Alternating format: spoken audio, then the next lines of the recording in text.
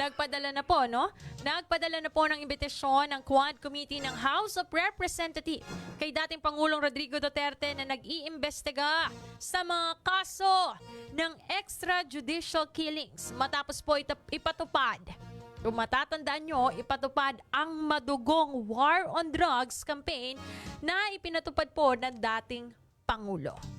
Ang imbitasyon ay may petsa pong October 18, 2024 at pirmado ni House Committee on Dangerous Drugs Chairman Robert A. Barbers, ang overall chair ng Quad Committee. Ang imbitasyon kay Duterte ay kaugnay po ng sasagawang pagdinig.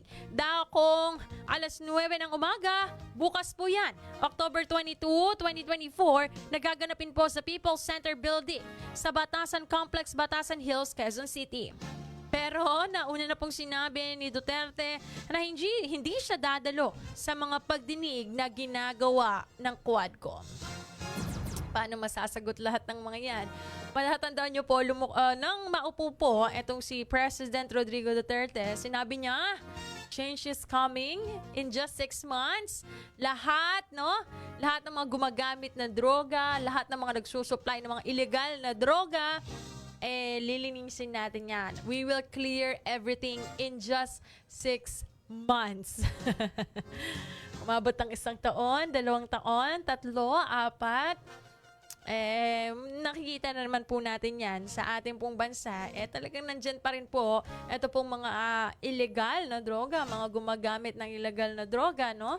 And at the same time, kung matatandaan ninyo, talagang matatag po natin ito pong isinulong ni former President Rodrigo Duterte na war on drugs na talagang madugo.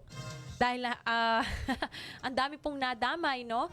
Tingnan mo na, ang daming namatay. Ayan, mga extrajudicial killings, mga inosente, no? Inosenteng kabataan na nababalitaan po natin na mga naulat na lang, na bigla nilang binaril. And we need answers from that, no? Kailangan natin ng sagot sa mga nangyaring madugong war on drugs sa administrasyon pong Duterte na mga panahon po na yon.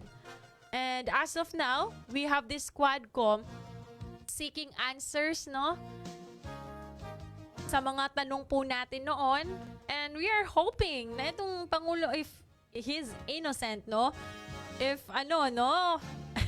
I hope pumunta siya. I hope dumalo siya.